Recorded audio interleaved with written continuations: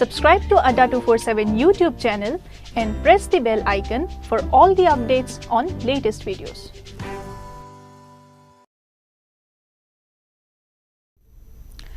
Hello students, very good evening to all of you. So my dear students, how are you all? सभी लोग कैसे हैं? जल्दी से मुझे कमेंट करके बताइए आप सभी लोग कैसे हैं. आई होप सभी लोग बहुत बहुत बहुत अच्छे हैं. What is the reason? The reason is SBI PO हो चुका है. हो सकता है कुछ स्टूडेंट्स ने अटैम्प्ट ज़्यादा किए थे, हो सकता है कुछ स्टूडेंट्स ने अटैम्प्ट कम किए थे. जिन्होंने ज़्यादा किए थे वो मेंस की तैयारी में के लिए खुश है. जिन्होंने कम किए थे कोई दिक्कत नहीं है, अभी तो SBI क्लर्क हमारे पास है ही. SBI क्लर्क आने ही वाला है. और जैसा कि हम सभी को पता है, we all know very well, SBI PO का हमने बहुत अच्छा एनालिसिस किया था और इसमें हम सभी को पता चला कि ग्रामर बहुत इंपॉर्टेंट रोल प्ले कर रही थी उस एग्जाम में. क्यों? क्योंकि ग्रामर का आंसर आप with in 5 to 10 seconds mark कर सकते हो अगर आपकी ग्रामर अच्छी है तो. और जैसे कि हमारी ये सीरीज चलती आ रही है, टॉप 120 रूल्स की सीरीज, अगर ये सारे के सारे रूल्स आपने कवर कर लिए तो SBI PO का पेपर तो उन बच्चों का बहुत अच्छा हुआ ही था जिसने 8 के 8 पार्ट्स देखे थे. आप लोगों का SBI क्लर्क भी बहुत अच्छा होगा अगर आप इन वीडियोस के सारे पार्ट्स को देख के एग्जाम देने जाएंगे. This is my guarantee to you कि आप सभी का एग्जाम बहुत बहुत अच्छा होगा. तो without wasting any time waste नहीं करते हैं, इस क्लास को स्टार्ट करते हैं. जल्दी से इस वीडियो को शेयर कर दीजिए जिससे कि हमारे पास बहुत सारे स्टूडेंट्स आज आ सकें. We only have 128 students over here. और एक पढ़ाई का माहौल तभी बनता है जब बहुत सारे स्टूडेंट्स यहाँ पे होते हैं. So please share this video, like कर दीजिए इस वीडियो, क्योंकि ऑलरेडी आप लोगों को पता है कि हमारी 120 रूल्स वाली सीरीज चल ही बहुत अच्छी रही है. एक एक रूल आप लोगों को एकदम क्रिस्टल क्लियर हो रहा है.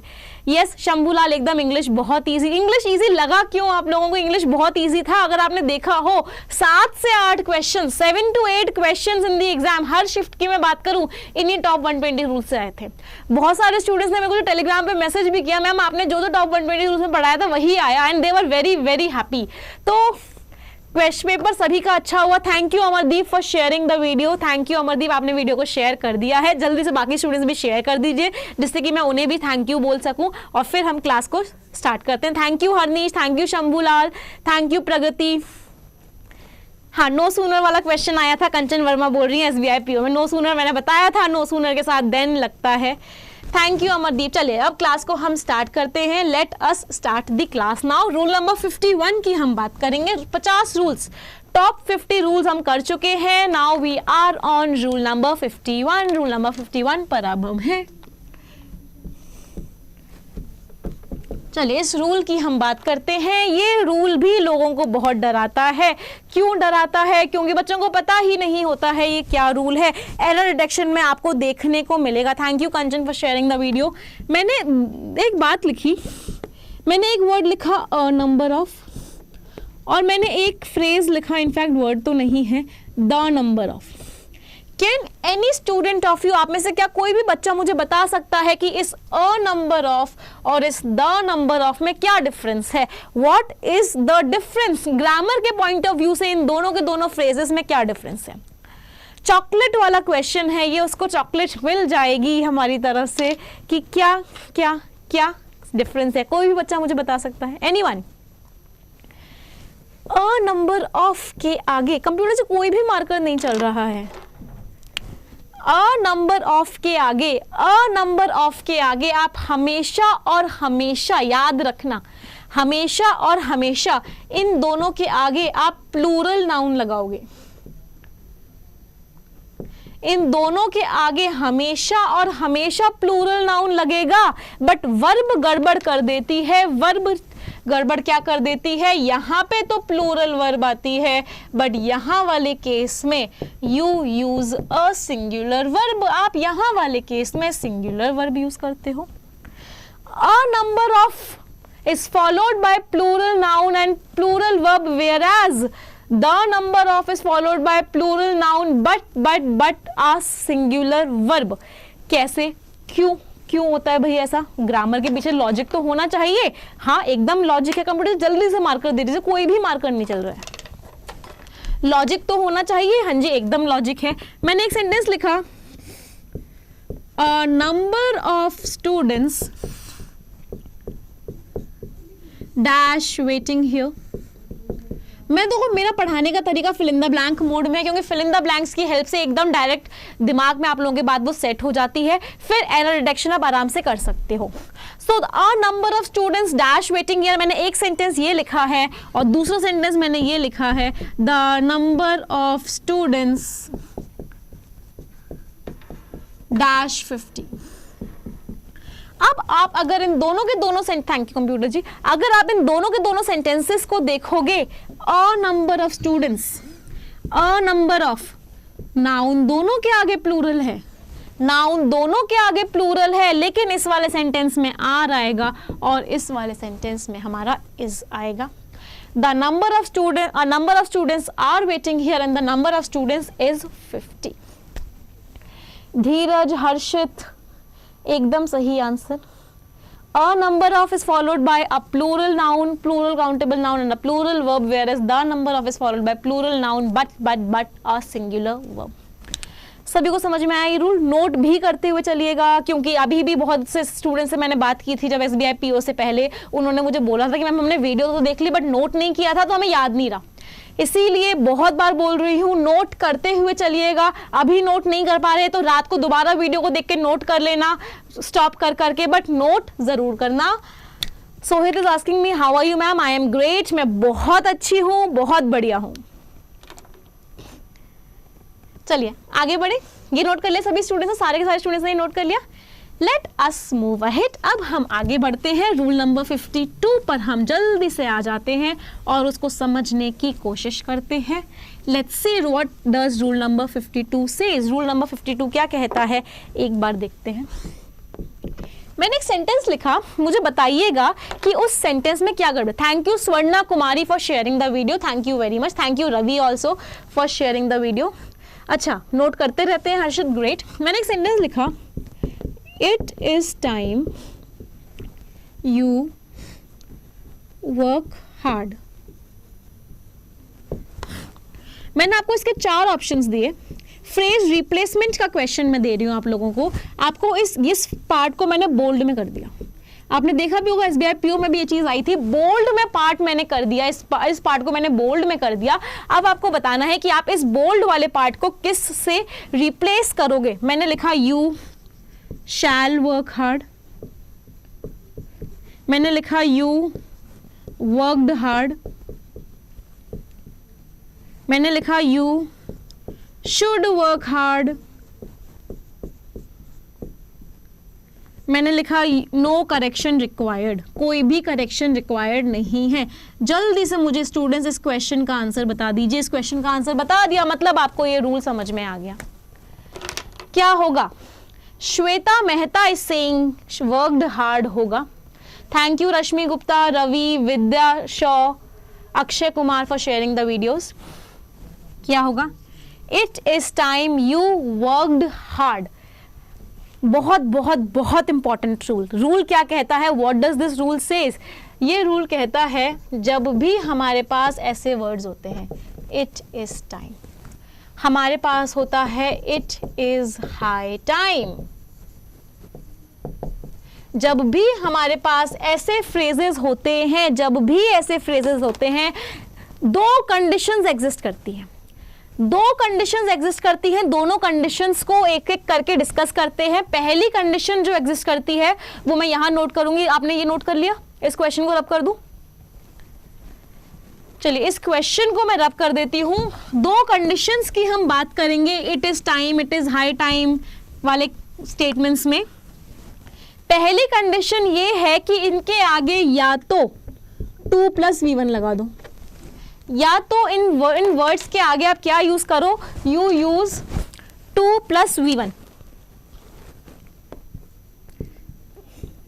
2 + V1 is the first condition. मतलब या तो सेंटेंस कैसे फ्रेम होगा, या तो सेंटेंस ऐसे फ्रेम होगा, it is time to work hard. अब मेहनत करने का टाइम आ गया है। SBI क्लर्क का प्री एग्जाम ज्यादा दूर नहीं है, बहुत पास हमारा एग्जाम है, अब हमें मेहनत करनी ही करनी चाहिए।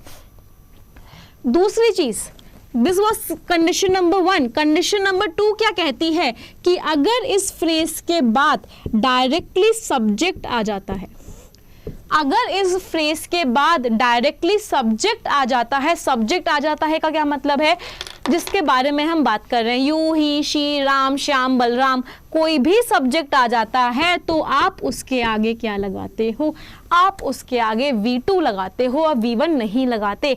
V1 केवल एक केस में लगाते हो, 2 + V1, सब्जेक्ट के बाद आप V2 लगाते हो तो क्या होगा, इट इज टाइम, अगर सब्जेक्ट मतलब ही वर्कड हार्ड। सुनने में अजीब लग रहा होगा बहुत सारे बच्चों को, बट ग्रामर है बच्चे, सुनने में अजीब लगती है। जो फील आ रहा होता है कि ये आंसर सही होगा, वो आंसर तो कभी भी नहीं होता है। तभी हम कहते हैं कि ग्रामर में, इंग्लिश में सबसे ज़्यादा नेगेटिव मार्किंग होती है। Thank you Reshu for sharing the video. समझ में आया सभी को कि it is time, it is high time के साथ दो केसेस कौन से एग्जिस्ट करते हैं। आप कुछ को बच्चों को ये वाला केस पता होगा बट ये वाला केस नहीं पता होगा, दोनों ही केसेस होते हैं, both cases are there. It is time he worked hard. It is time Ram prepared for the exams. It is time to prepare for the exam. या तो 2 + V1 लगाओ या फिर subject + V2 लगाओ। इस 2 + V1 को बोलते क्या है, इस 2 + V1 को infinitive बोलते हैं। We call it infinitive. आगे बढ़े, नोट कर लिया सभी स्टूडेंट्स ने, नोट कर लिया। ओके, अगली चीज पे हम आ जाते हैं। अगली चीज मैं इसलिए बताना चाहती हूँ क्योंकि ऐसे तो बहुत सारे हमारे फिक्स्ड प्रेपोजिशंस होते हैं, बट एक फिक्स्ड प्रेपोजिशन जो मैंने बहुत बार एग्जाम में देखा है, कभी फ्रेज रिप्लेसमेंट में देखा है, कभी एरर करेक्शन में देखा है, कभी मैच द कॉलम्स में देखा है, उस फ्रेजल प्रेपोजिशन को मैं, उस फिक्स्ड प्रेपोजिशन को मैं यहाँ लेना चाहती हूँ। क्या प्रेपोजिशन में लेना चाहती हूँ, एंग्री के साथ। एंग्री के साथ हम या तो एट लगाते हैं या फिर हम विद लगाते हैं।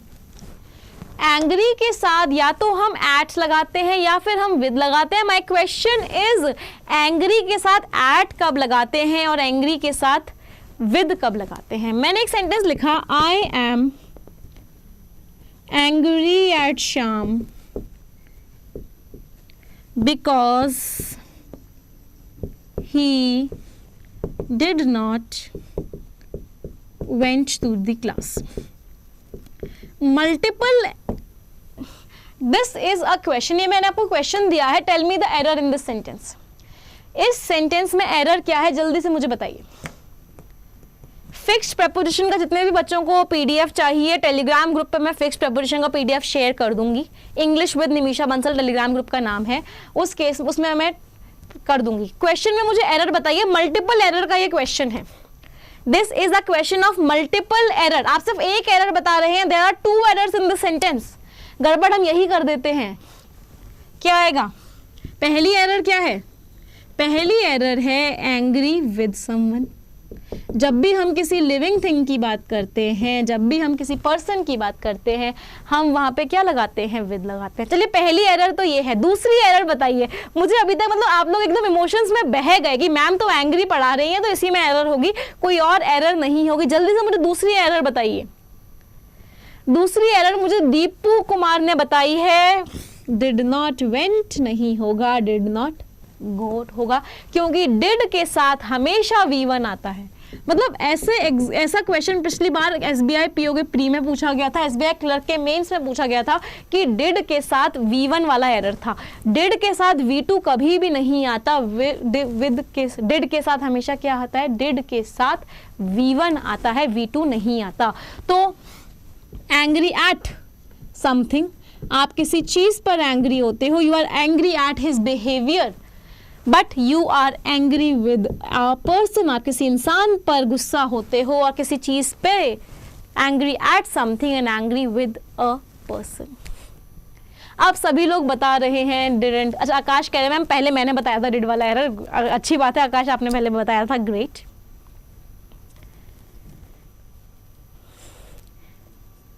ये ग्रामर के रूल्स हर एग्जाम की प्रिपरेशन के लिए हैं, क्योंकि आजकल पता है पैटर्न ही ये आ रहा है, सब चीज़ में ग्रामर आ रही है। पहले बहुत बड़ा मिसकंसेप्शन होता था स्टूडेंट्स में कि if you are preparing for banks, अगर हम बैंक की प्रिपरेशन कर रहे हैं तो ग्रामर करने की ज़रूरत नहीं है, सिर्फ हम न्यूज़पेपर रीड करेंगे, रीडिंग कैपेसिटीज़ को अच्छी बना लेंगे तो हमारा पेपर क्लियर हो जाएगा। नहीं, आज के टाइम में ऐसा नहीं होगा। अगर आपकी ग्रामर वीक है तो आप पेपर को क्लियर नहीं कर सकते। मैंने V2 लिख दिया क्या, डिड प्लस V1 लिखा है, डिड के साथ हमेशा V1 आता है, मतलब यहाँ पे वेंट गलत है। चलिए हाँ, मैं फिक्स प्रपोजिशन की PDF आज शाम को, मुझे एक बार याद दिला देना कोई भी टेलीग्राम ग्रुप पे, I will share it. Fix preposition की PDF मैं शेयर आप लोगों के साथ कर दूंगी। अच्छा, रश्मि ने भी बताया था, ग्रेट। रूल नंबर 54 पे हम आ जाते हैं। रूल नंबर 54 भी अगेन बहुत ज़्यादा इंपॉर्टेंट रूल है। मैंने एक सेंटेंस लिखा, I do not know to prepare for, या फिर थोड़ा सा इजी बना दे, I do not know to make tea, hence you should help me out। जल्दी से बताइए what is the error in this sentence। इस सेंटेंस में एरर क्या है, जल्दी से मुझे बताइए। स्टूडेंट्स जो आज फर्स्ट व्यूअर्स हैं, पहली बार इस क्लास में आ रहे हैं, पहली बार आ रहे हैं और जिन्होंने चैनल सब्सक्राइब नहीं किया है वो चैनल को सब्सक्राइब ज़रूर कर लें, क्योंकि SBI क्लर्क आने वाला है। हम 3 बजे हमारी क्लास रेगुलरली होंगी। कुछ प्रॉब्लम्स होगी तो 3 प्रॉब्लम होगी तो 3 बजे क्लास नहीं होगी, अदरवाइज 3 बजे हम ग्रामर के लिए, हम इंग्लिश के लिए मिलते हैं। हाँ, तो बहुत सारे बच्चों ने मुझे आंसर बता दिया है। यहाँ पर गड़बड़ है, इस पार्ट में गड़बड़ है। क्या आएगा, I do not know how to make tea. बहुत बहुत इंपॉर्टेंट रूल, जब भी ये वर्ड आता है, whenever you get this word know के साथ कोई ना कोई हाउ, वेन, वाई, वेयर लगेगा। नो के साथ हाउ लगेगा, वेन लगेगा, वाई लगेगा, वेयर लगेगा। डायरेक्ट इन्फिनेटिव कभी भी नहीं लगेगा। नो के साथ हमेशा आप ये वाले वर्ड्स यूज करोगे। मतलब यहाँ पे गड़बड़ थी, I do not know to make tea नहीं, I do not know how to make tea आएगा। हम स्पोकन इंग्लिश में तो बोल देते हैं I do not know to do this work, I do not know to prepare for the exam, but in written English हम इस no के बाद हमेशा और हमेशा हाउ का यूज करते हैं। अभी तो बच्चों मैं ना एकदम सीक्वेंस वाइज पढ़ा रही हूँ। जब हमारा सेशन कंप्लीट हो जाएगा, या फिर in fact I am thinking next session से लास्ट में हमने जितने भी पुराने रूल्स पढ़े हैं, फॉर एग्जाम्पल हम 54 रूल्स पे हैं, हमने जितने भी पुराने रूल्स पढ़े उनके बेसिस पे we will solve certain error detection questions also. Error detection questions भी हम करते रहेंगे, जिससे कि हमारी प्रैक्टिस भी बनी रहे। बस आप लोगों को क्लासेस में रेगुलरली आना है। You have to come to the classes regularly. अच्छा, आप लोगों में से कितने स्टूडेंट्स ऐसे हैं आज यहाँ पे जिन्होंने SBI PO के प्री पेपर में 65 प्लस अटेम्प्ट किया है और उनका मानना है कि उनकी एक्यूरेसी 95 to 100% हो सकती है। मतलब आता था तभी किया है, तुक्केबाजी नहीं करी है। कितने बच्चे ऐसे हैं यहाँ पे जिन्होंने SBI PO के प्री पेपर में 65 प्लस अटेम्प्ट किया है और जिनका मानना है कि 95 to 100% प्लस उनकी एक्यूरेसी है कोई ऐसा यहाँ पे? जल्दी से मुझे ये वाले बच्चे बताएंगे कितने स्टूडेंट्स ऐसे हैं, जब तक मैं नया रूल आप लोगों को बता रही हूँ।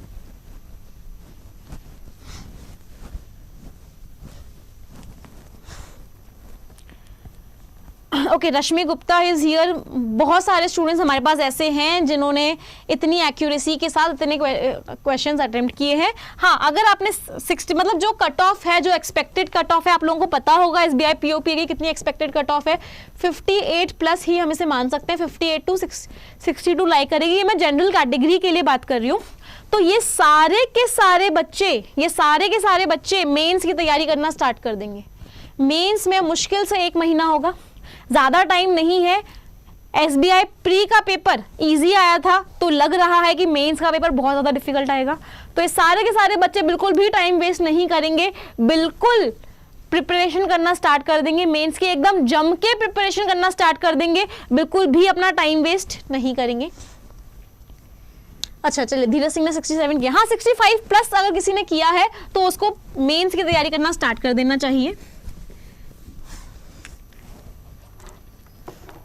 मिशन SBI 2.0 भी लॉन्च हो चुका है। वैसे उन स्टूडेंट्स के लिए है जिन्होंने इतना अटेम्प्ट किया है, 60 प्लस या 65 प्लस अटेम्प्ट किया, केवल उन स्टूडेंट्स के लिए ये चीज़ है। मिशन SBI 2.0 आप जाके इसको ले सकते हैं। बहुत हाई लेवल या फिर बिल्कुल मेंस की जो प्रिपरेशन है उसमें ये आपको असिस्ट करेगा, बहुत ज़्यादा हेल्प करेगा। मिशन SBI 2.0 आई होप सभी को पता होगा। इस क्लास के लास्ट में मैं थोड़ी सी इन्फॉर्मेशन भी दे दूंगी मिशन SBI 2.0 के लिए। Those students can prepare for their mains from here, mains से वो यहाँ से तैयारी कर सकते हैं। हम किस रूल पर थे? हम रूल नंबर 55 पर थे सॉरी। रूल नंबर 55, अच्छा रश्मि गुप्ता सिंह इंग्लिश में 27 करें, वेरी गुड। अगर आपने इंग्लिश में 25 प्लस अटेम्प्ट किया है ना, तो आप लोगों ने मुझे आज ना बोलते ना एकदम मुझे बहुत प्राउड वाली फीलिंग करवा दी है। इतना अच्छा लगता है जब स्टूडेंट्स पढ़ते हैं और फिर अपना रिजल्ट बताते हैं। थैंक यू रियली रश्मि गुप्ता, मतलब I am really very feeling very proud of you. आज मुझे बहुत अच्छा लग रहा है कि स्टूडेंट्स का इतने अच्छे अटेम्प्ट किया और इतने अच्छी एक्यूरेसी के साथ उन्होंने अटेम्प्ट किया। अटेम्प्ट करना इंपॉर्टेंट नहीं, एक्यूरेसी भी इंपॉर्टेंट है। Okay, now let us come to rule number 55। Rule number 55 पर आ जाते हैं। रूल नंबर 55 कहता है, अगर मैं एक सेंटेंस लिखूं, इट इज नथिंग एल्स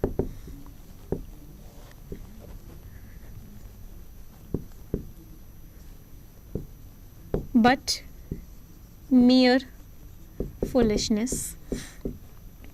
मैंने एक और सेंटेंस लिखा, he met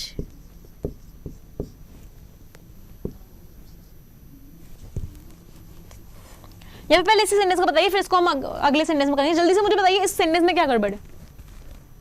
क्या ये सेंटेंस सही है या इस सेंटेंस में कोई गड़बड़ है?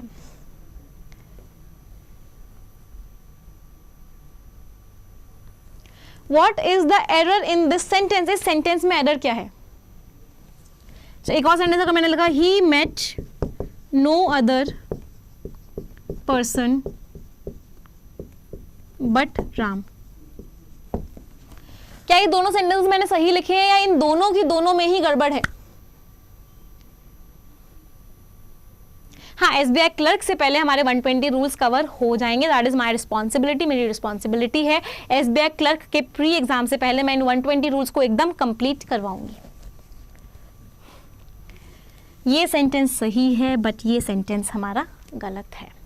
ये सेंटेंस हमारा सही है बट ये सेंटेंस हमारा गलत है। बहुत सारे बच्चों ने इसमें भी गलती निकाल दी है। इस बार मेरा देने का मकसद ही ये था कि आप जो हर बार गलतियां निकाल देते हो वो गलतियां नहीं होती हैं। याद रखना हमेशा एल्स के साथ क्या आता है? बट। अदर के साथ, रादर के साथ क्या आता है? देन। एल्स के साथ आने वाला वर्ड बट होता है, लेकिन अदर और रादर के साथ आने वाला वर्ड बट नहीं होता।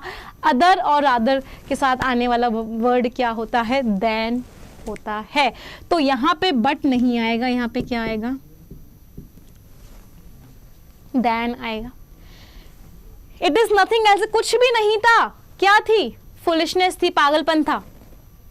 उसे कोई भी नहीं मिला। कौन मिला? राम मिला। तो एल्स के साथ आप बट लगाते हो, बट अदर और अदर के साथ हमेशा दैन लगाते हो। कोई और कनेक्टर या कोई और वर्ड आप वहां पे नहीं लगाते हो। You do not use any other word with them. Is this rule clear to everyone? क्या ये रूल सभी को क्लियर है? कह नहीं सकते, हो सकता है इस बार का SBI क्लर्क का पेपर भी बिल्कुल SBI PO के पेपर के जैसा है। आप ये एक्सपेक्ट नहीं कर सकते कि क्लर्क का पेपर और इजी आएगा। नहीं, PO का ऑलरेडी बहुत इजी आया है, तो क्लर्क का भी उसी लेवल का आएगा, उससे इजी नहीं आएगा। इट इज नथिंग एल्स, ये कुछ भी नहीं है, केवल और केवल फुलिशनेस है, पागलपन है। आगे बढ़े। नहीं, नथिंग और एल्स का मतलब सेम नहीं होता। नथिंग का मतलब होता है कुछ भी नहीं, और एल्स का मतलब क्या होता है? इस पे ट्रांसफर कर रहा है। एल्स यहाँ पे क्या कर रहा है? कुछ भी नहीं है, केवल पागलपन है। ये कुछ भी नहीं के लिए है और ये दूसरे ऑप्शन को शो करने के लिए है। मियर का मतलब क्या होता है? केवल। आगे बढ़े।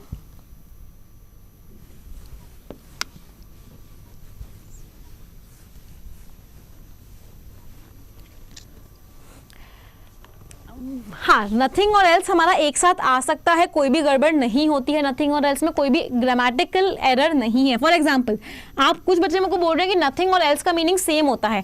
मैंने बोला इफ राम या फिर इफ और एल्स पढ़ा है। अगर ये करेंगे तो क्या मैं एल्स की जगह वहां नथिंग लगा सकती हूँ? नहीं, एल्स और नथिंग का मीनिंग एकदम अलग अलग होता है, सेम इनका मीनिंग नहीं होता।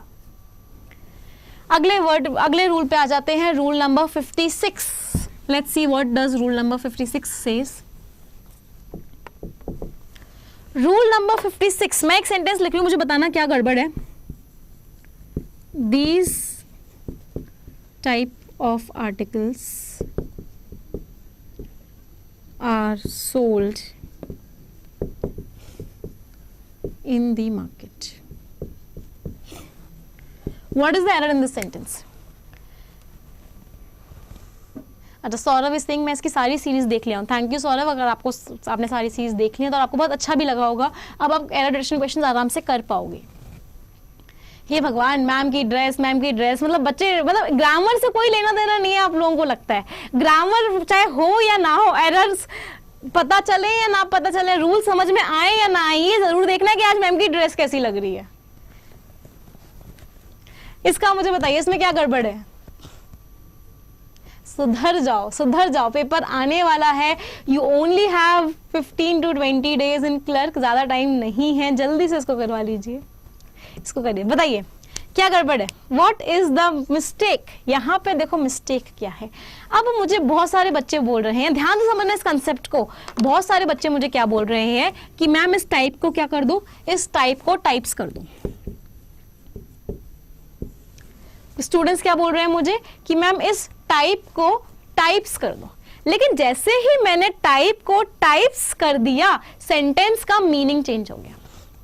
जैसे ही मैंने टाइप को टाइप्स कर दिया, सेंटेंस का मीनिंग चेंज हो गया। एक टाइप की बात हो रही थी और यहाँ पे बहुत सारे टाइप्स की बात हो गई।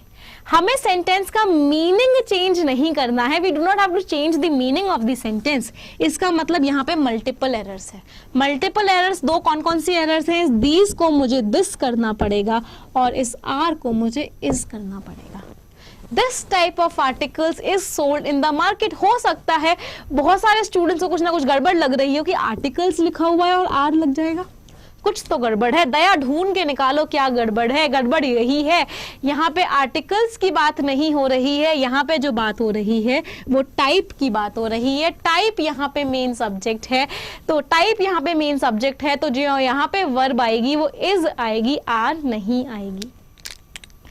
क्या ये रूल सभी को समझ में आया? रूल क्या कहता है? जब भी सॉर्ट लिखा हुआ हो, जब भी टाइप लिखा हुआ हो, जब भी काइंड लिखा हुआ हो, नियरेस्ट वर्ड पे मत जाना। इन सब के साथ आप हमेशा और हमेशा सिंगुलर वर्ब लगाओगे। इनके आगे प्लूरल नाउन लग जाएगा, बट जो वर्ब आएगी वो हमेशा सिंगुलर आएगी, कभी भी प्लूरल वर्ब वहां पे नहीं आएगी। Ruby Singla is asking ma'am पिछली पेड क्लासेस फ्री में प्रोवाइड करवा दो। भाई इतना तो मेरे भी हाथ में नहीं है, it is not in my hand. I am not the owner of the company कि आप लोगों को मैं पेड क्लासेस फ्री में प्रोवाइड करवा दूं। और जिन्होंने वैसे ड्रेस की तारीफ करी थी, thank you very much. Thanks मैं बोलना भूल गई आप लोगों को, बट थैंक्स का मतलब ये नहीं है दोबारा करनी है, नहीं करनी है। ग्रामर पर फोकस करना है, कंटेंट पर फोकस करना है। अच्छा, दया रिटायर्ड फ्रॉम CID। चलिए आगे बढ़े। रूल नंबर 56 सभी को समझ में आया? किसी भी बच्चे को कोई भी डाउट हो तो पूछ लीजिए रूल नंबर 56 में।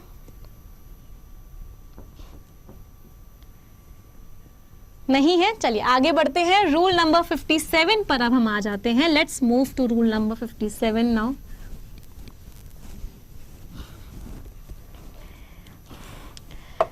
रूल नंबर 57, चलो फिल इन द ब्लैंक की हेल्प से हम रूल नंबर 57 डिस्कस करेंगे। मैंने एक सेंटेंस लिखा, आई केम डैश द क्लास,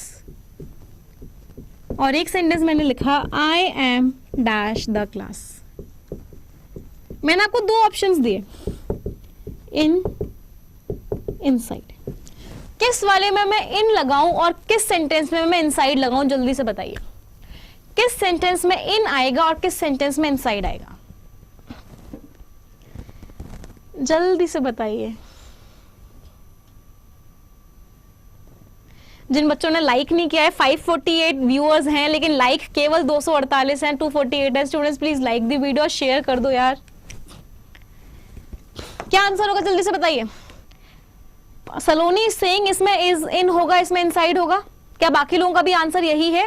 नहीं, इनटू तो बच्चे ऑप्शन नहीं दिया मैंने ऑप्शन दिया है इन और इनसाइड। जल्दी से मुझे बताइए, यहां पर इनसाइड आएगा और यहाँ पर इन आएगा। एक बहुत छोटा सा डिफरेंस होता है इनसाइड और इन में। बहुत सारे बच्चों ने मुझे गलत आंसर दिया। बच्चों इस रूल को समझ लीजिए आप लोग। गलती क्या है इस रूल में? इनसाइड शोज मूवमेंट, बाहर से अंदर का जो मूवमेंट होता है। अगर हम क्लास में आ रहे हैं, बाहर से अंदर जब हम मूव करते हैं, when we move from outside to inside, जब हम बाहर से अंदर मूव करते हैं तब हम इनसाइड यूज करते हैं। और जब हम ऑलरेडी किसी चीज के अंदर होते हैं, मैं क्लास में ऑलरेडी हूं, तब हम इन यूज करते हैं। इन का मतलब इन को हम यूज करते हैं स्टैटिक और इनसाइड को हम यूज करते हैं डायनेमिक। स्टैटिक का मतलब क्या है? मैं क्लास के अंदर ही हूं। डायनेमिक का मतलब क्या है? मैं बाहर से क्लास में एंटर की हूं। तो इनसाइड को हम इस केस में यूज करते हैं और इन को हम इस केस में यूज करते हैं। तो इनसाइड हम यहाँ पे लगाएंगे, इन हम यहाँ पे लगाएंगे। अब यहाँ पे मुझे एक फ्रेज याद आ रहा है, मुझे उस फ्रेज का क्या आप लोग मुझे आंसर बता सकते हैं? क्या मीनिंग होता है इसका? Inside out. Can anyone tell me the meaning of this phrase? इस फ्रेज का मीनिंग क्या होता है? जल्दी मुझे बताइए। इनसाइड आउट का कोई मुझे मीनिंग बता सकता है? अब अगर मैं सेंटेंस लिखूंगी तो आप सारे के सारे बच्चे मुझे मीनिंग बहुत आराम से बता देंगे। मैंने सेंटेंस लिखा, आई नो हिम, या फिर I know my husband inside out.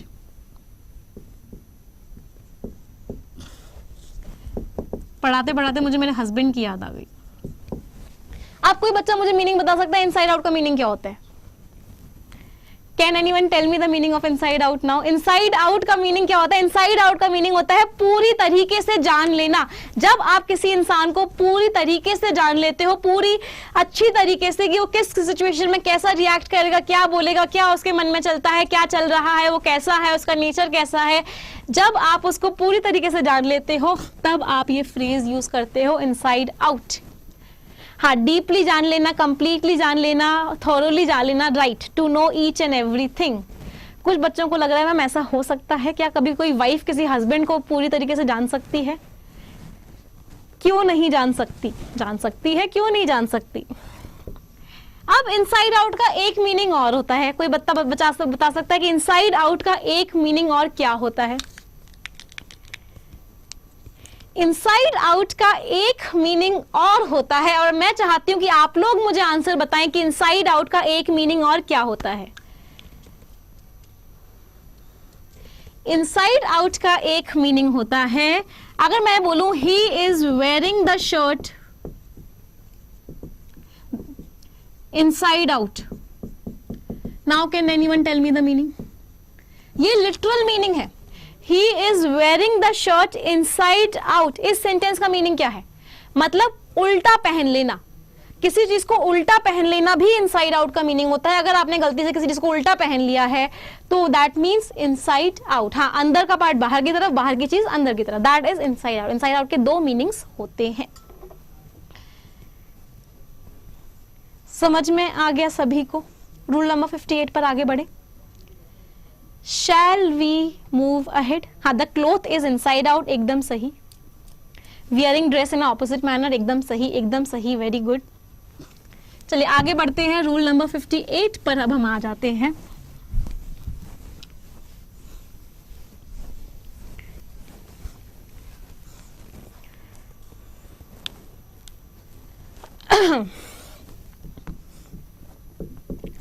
Rule number 58। Rule number 58 कहता है, मैंने एक सेंटेंस लिखा, we write dash a pen. मैंने आपको ऑप्शंस दिए बाय एंड विद। मैंने एक और सेंटेंस लिखा, फिल इन द ब्लैंक की हेल्प से समझाने की कोशिश करूंगी इस सेंटेंस को। फिर जब हम एरर डिटेक्शन के क्वेश्चंस करेंगे तभी आपको कंसेप्ट में याद दिलाऊंगी कि रूल नंबर 58 याद करो क्या पढ़ा था। मैंने सेंटेंस एक और लिखा, ही hit the dog dash or stick by या फिर with, क्या लगाऊं? What will come? जल्दी से बताइए, what will come? We write dash a pen and he hit the dog dash a stick. What will come? जल्दी से बताइए। बहुत सारे बच्चों ने मुझे एकदम सही आंसर दिया। दोनों में से किसी में भी विद बाय नहीं आएगा। यहाँ पे जो आने वाला वर्ड होगा वो विद होगा, दैट विल बी विद। मैंने एक और सेंटेंस लिखा, मुझे बताना वहां पे क्या आएगा। मैं वहां पे ऑप्शंस नहीं दे रही, मैं एक्सपेक्ट कर रही हूँ कि मेरे सारे के सारे बच्चे बहुत टैलेंटेड हैं और मुझे बिना ऑप्शन के भी आंसर बता देंगे। मैंने लिखा what is the time dash your watch. मैं आपको यहाँ ऑप्शन नहीं देना चाहती। I don't want to give you options here because I am very pretty sure that you will tell me the answer without the options even. आप मुझे बिना option के भी आंसर बता दोगे। What is the time dash your watch? What will come? यहाँ पे क्या आएगा?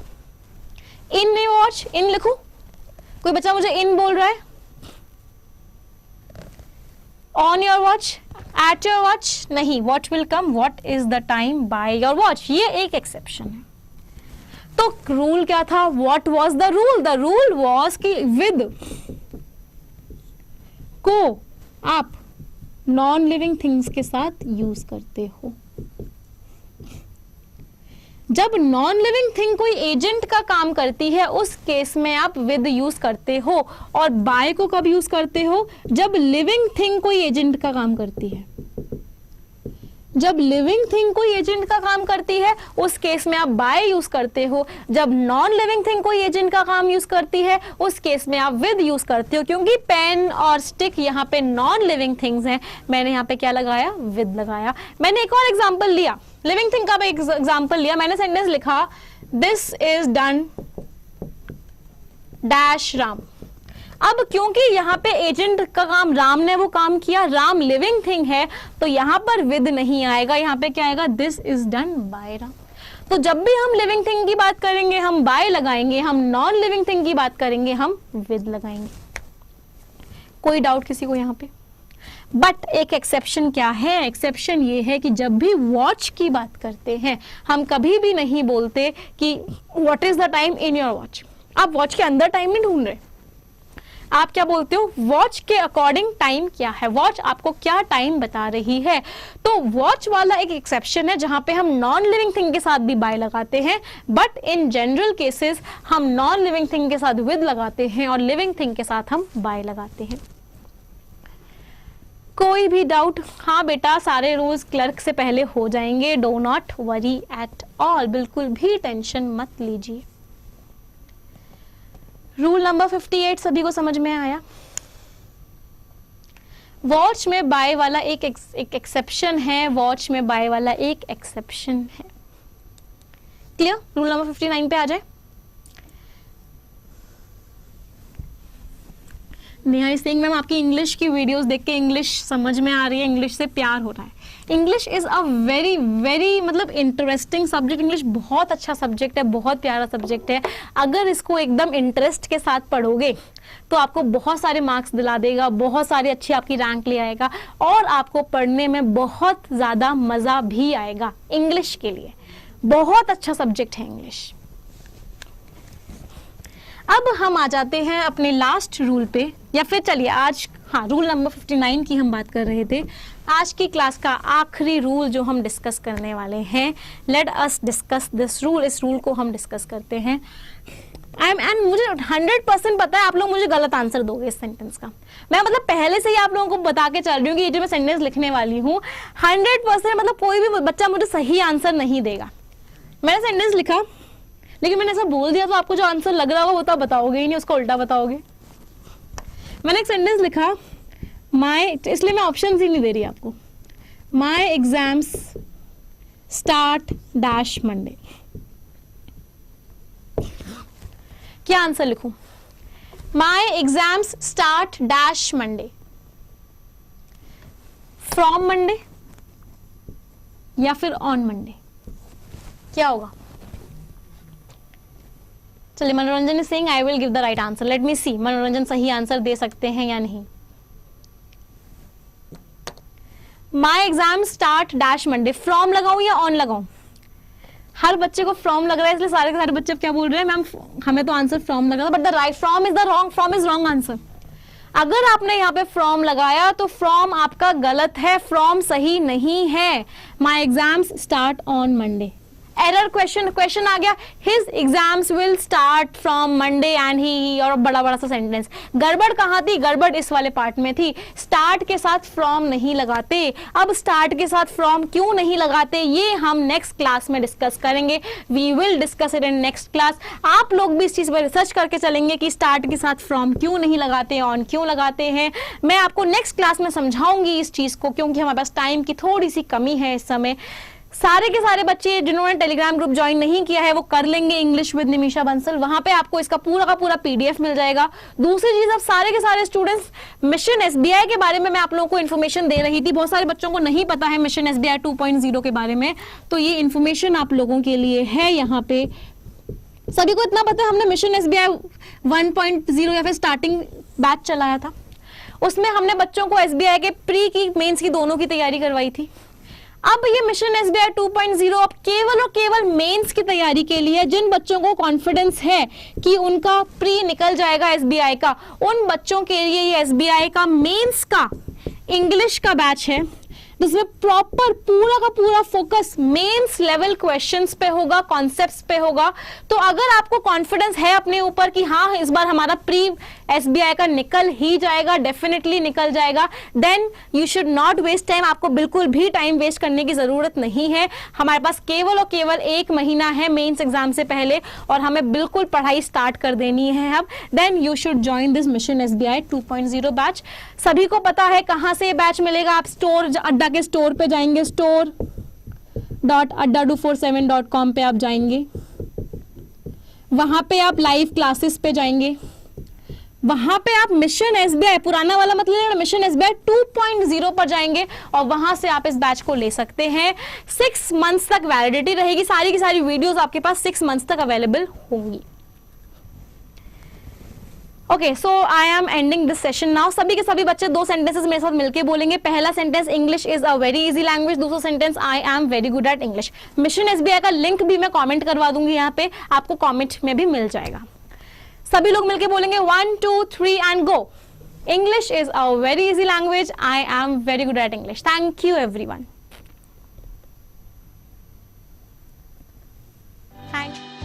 Subscribe to Adda 247 YouTube channel and press the bell icon for all the updates on latest videos.